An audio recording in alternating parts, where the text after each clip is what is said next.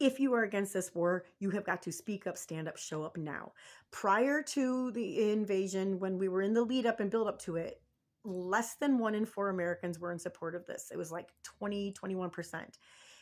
You are seeing it rise with Republicans right now. And that is because of all the propaganda. The people in charge of this know exactly how to motivate their base. They're going to use faith, they're going to use fear. Okay. And so Pete Hegseth, covered in tattoos about the Crusades, is now leading a new Crusades. And if you don't remember what about the Crusades, go look that up. You have Trump saying that, imminent threat. This is the whole weapons of mass destruction all over again. Just not even a year ago, just at the end of last June, we were told that our tax dollars went to completely obliterating was the term, the key nuclear capabilities of Iran. And yet here we are, not even like what, I think it's 8 months later. So you're going to have to speak up, stand up, show up. How do you do that? Now, some of you already know how to do that. All right.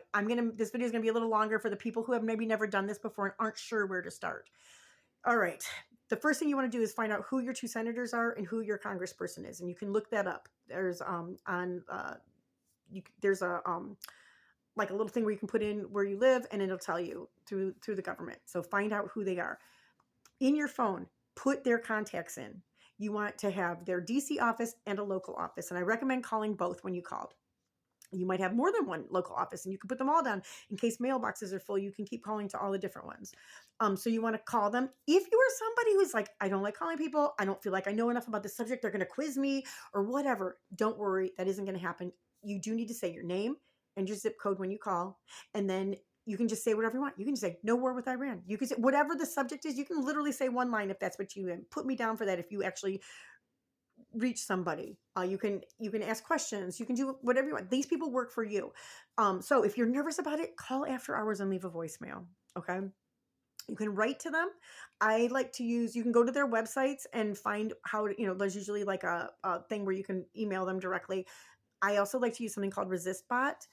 You can look that up and it's great because I can just put in like Congress and it'll be like, do you want to send it to both the Senate and the House? Do you want to send it to both senators if you put Senate in? And it also does for state level stuff too, which is excellent. So you can write one email and then they'll send it to all of them.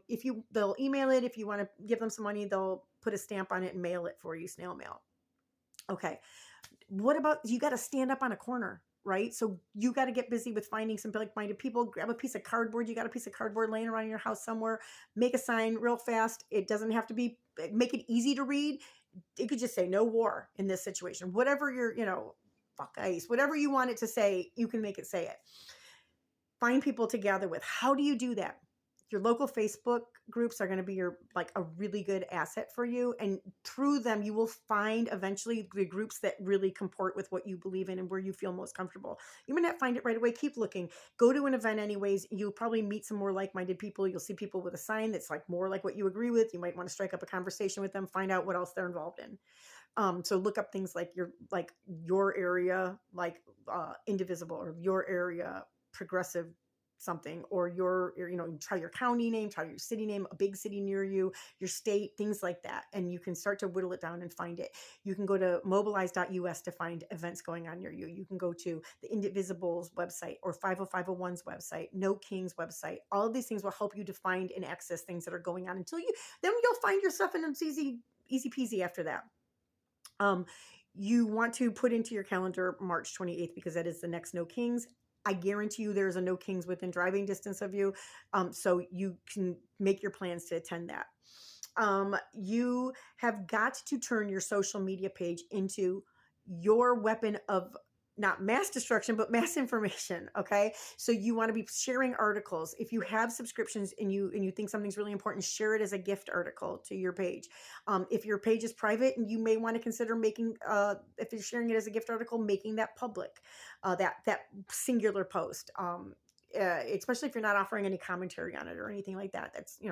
And remember, if you get comments that are negative or saying the other side's things, delete them. Don't tell people why. If you don't feel comfortable blocking the person, then don't block them. Block them if you do, but you can just delete their comment. And if you're really like nervous about confrontation, you can just say, I don't know what's happening. It must be Facebook. I don't know. And then they can keep posting it and you keep deleting it. And it's actually kind of fun.